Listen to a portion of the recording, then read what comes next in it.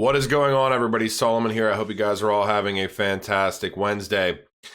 We are going to be doing something a little bit different during this video. I certainly want to talk about where I think the market's at and some of the things that I'm looking at to gauge a potential peak, but we are all in different situations. And there's also a big shout out that I wanted to give to somebody that is in this digital asset space that mentioned me on Twitter, was able to do something life-changing for himself.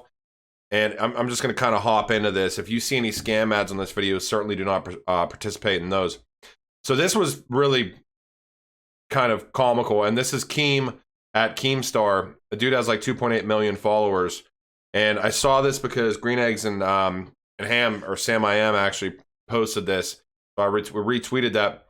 There was this dude that essentially like told him that by buying XRP, I think he put 250 grand into XRP, probably when it was around 40 cents or so, and that 200 grand now became worth 2 million. So I'm going to play this for you guys really quick. I just think it's kind of a decent video to watch.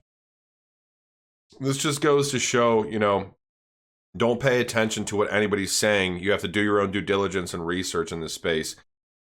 Hi, Brad Mills. I've been waiting a little bit to send you this video. Actually, it's not been that long. It's been less than 3 months. On January 17th, I bought 1 million XRP for $276,000. And you responded by saying, "Wow, you're such a scrub, a reprehensible influencer. You're going to directly cause some of your followers to have significant financial losses. I hope nobody commits suicide when XRP goes to 1 penny and they bought in when they saw how much you put in." Now listen, Brad, I'm just an influencer. I'm just a YouTuber. But you, sir, seem to be a very credible investor. I mean, look at this. You're even followed by him? Wow, you have credibility. Brad, the 1 million XRP that I bought for $276,000 is now worth 2 mil in under 3 months. And nothing hurts anymore.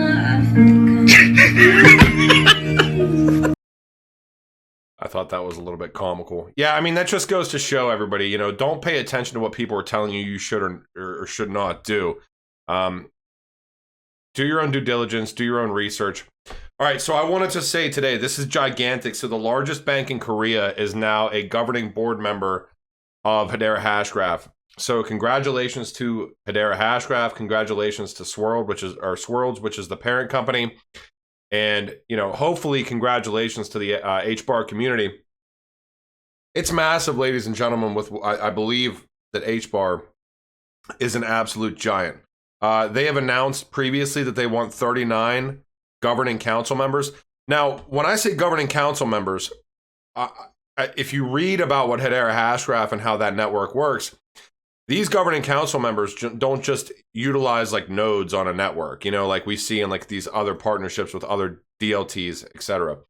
These governing council members legitimately make decisions on how the network is going to operate and work. And we can see that they have 19 more. The ones that they have right now are Avery, Denison, Boeing, Denton's, Deutsche Telekom, DLA Piper, EDF, FPOS, which is huge, Fidelity Information Services, Google, IBM, LG, Magalu, Nomura, Shinhan Bank, which is the one that was just announced yesterday, Standard Bank, Swirlds, which is the parent company, Tata Communications, UCL, Wipro, and Zain. I am just really curious to see what the other 19 are. I think it's going to be absolutely gigantic.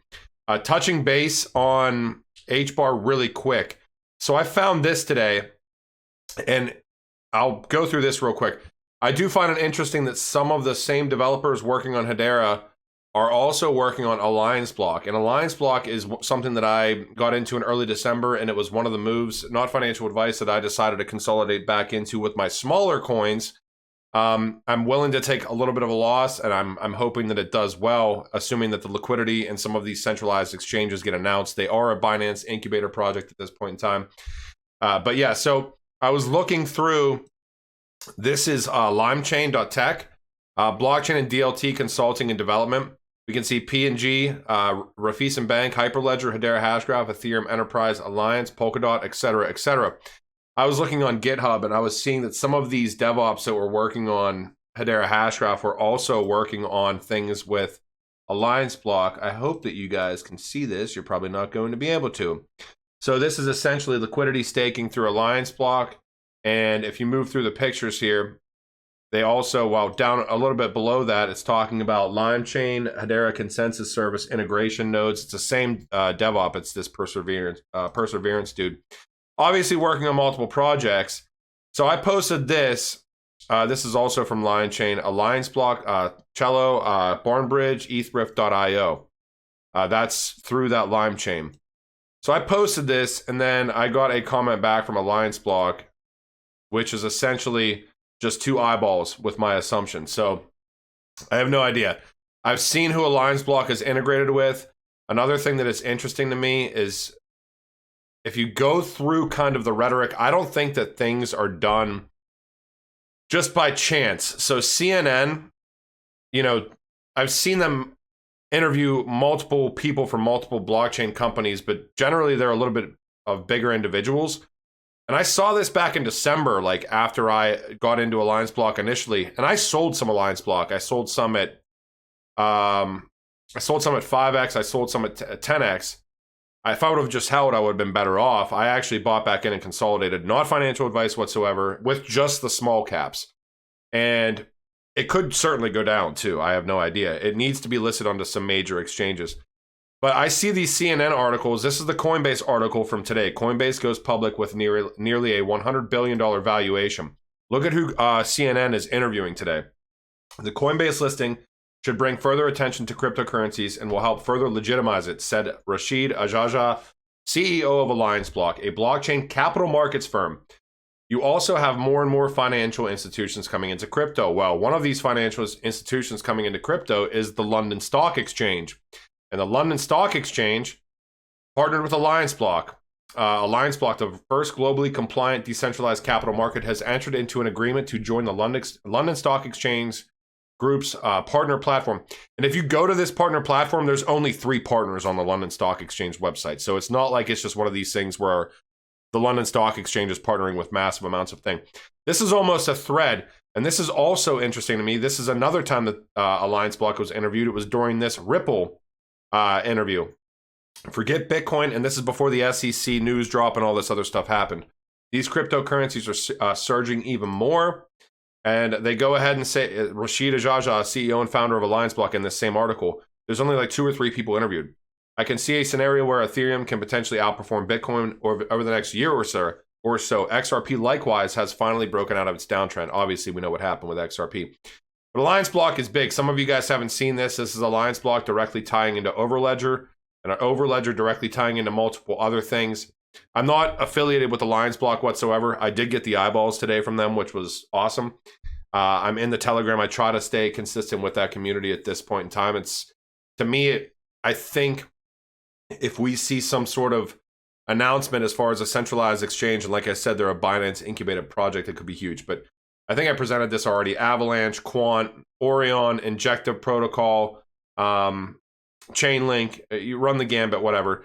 I'm watching certain things with Allianceblock. It just broke out of a downtrend that it was in for quite a while. And it's essentially kind of attacking this all-time high right around 93, 94, 95 cents. I think it almost wicked up to $1 at one point. So maybe a risky move for me, maybe not. So I did want to give a huge shout out to Hodl Guy at Trading Sailor. If you were tagged, I want to say thank you. Because of you, I survived the bear market. I have purchased a condo on the beach with cash, a lifetime goal I thought I would never reach. I still have alts and will be back from time to time. But now I'm going to live my life. Love you all. And I don't know why I wasn't following him. But yeah, so big shout out to Cheds. I actually will give this dude a follow. Blockchain Backer, obviously. Green Eggs and Sam. Bitcoin Ben. Bearable Bull. Alex Cobb. Thinking Crypto. Digital Asset Investor. Crypto Eddie. And I will say, like, Bitcoin Ben and DAI, like, I've had differences with in the past, certainly. But I'm not going to sit there and knock what these individuals are doing, because they're still changing lives, in my opinion. And anybody's life that can be changed from getting information about digital assets and crypto, and then they decide to do their own due diligence and research, and they can potentially make life-altering movements by getting into these things when they're low. And now we're not low right now.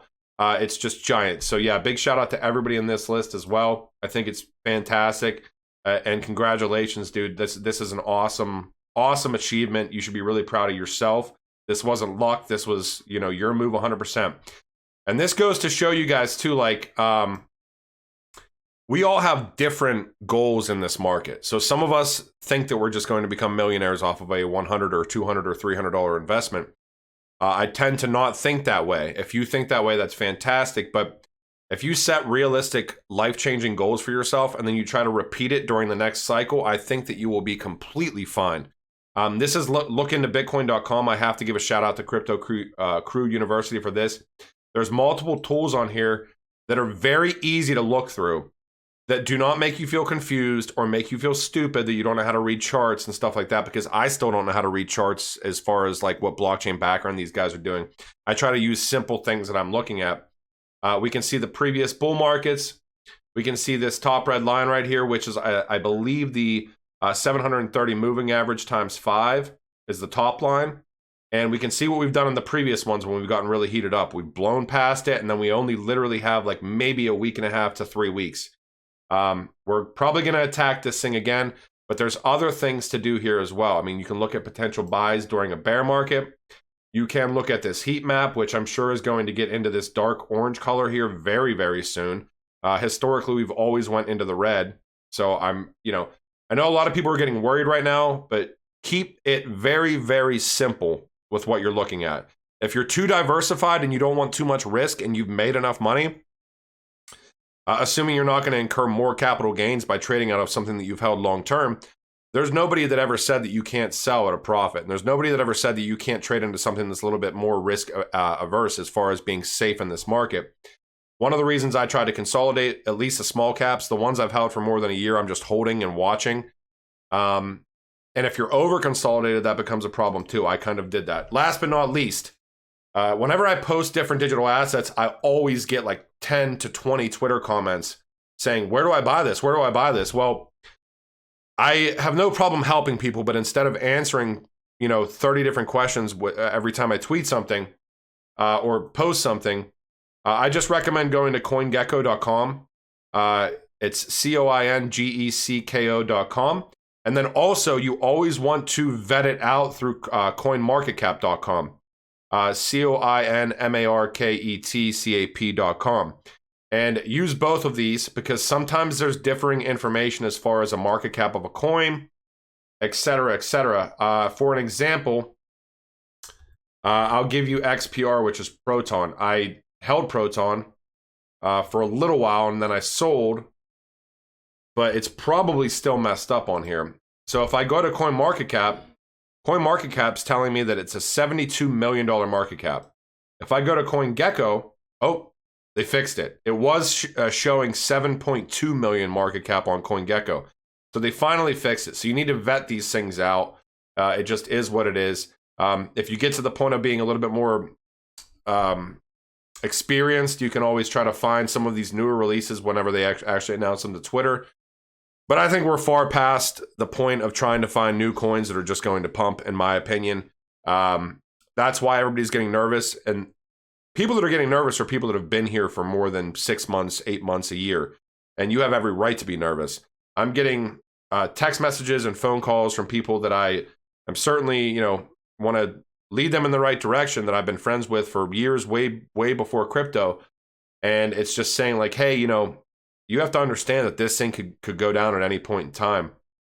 But I also believe that, like with what we see with Bitcoin, is I'm just watching the indicators with Bitcoin. A lot of my assets I may try to sell whenever Bitcoin starts going parabolic, but I agree with what Blockchain Backer said as well.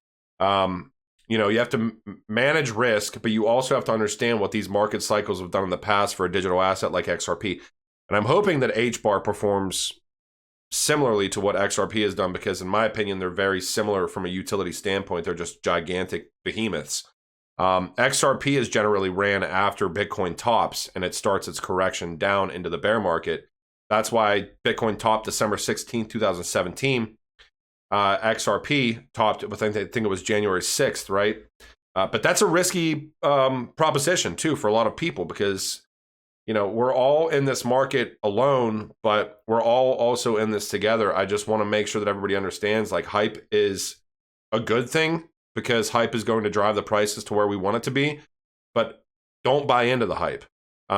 You should be selling into hype, not financial advice, but you should not be buying into the hype. But we do want the hype because it's going to drive prices to where it needs to be. And make no mistake about it, ladies and gentlemen, I'm going to let you go, but this is just one more cycle. I don't know how long it's going to last. I don't think it's going to last very long, but it's one more cycle, and we are going to go through another one. Prepare yourselves accordingly for the next bear market. You know, these things that you missed, saying that I wish I would have bought more, is a bullshit mindset, because you can buy more. If you're in profit right now, not financial advice, if you plan accordingly, whenever everybody says this space is dead in a year and a half to 2 years, and they will, because they always do, you could potentially understand, based on the past that you've experienced and the history that you've dealt with in this market, that may be one of the best and most life-changing opportunities of your entire life, or anybody's lives, to buy in at a point where everybody else is saying it's dead. So I love you all, and if there is news tomorrow, I will certainly present it. I think the Hashgraph news is big. ALBT, like I said, not financial advice. It's just a move for me. I've seen the integration. The caveat is they need to have more liquidity and be listed to more centralized exchanges. But that's probably one of these coins where I'm, depending on what the price is, like kind of like Hbar, XRP, I'm certainly going to be selling some. But, you know, ALBT may be another coin where I sell some. I'm just seeing who they're integrated with. I'm seeing what they're trying to build, and it's just a really interesting platform for me. And I didn't invest enough into things like Quant or Dot. And I got in really early in Quant and Dot and Chainlink, where it's life-changing. It's good money, but it wasn't life-changing. I always told myself if I saw something else like that, I would go in, and I would go in a little bit harder. So that's the move that I made. But that move may not be the move that you should make. So I will talk to you guys later. All right, bye.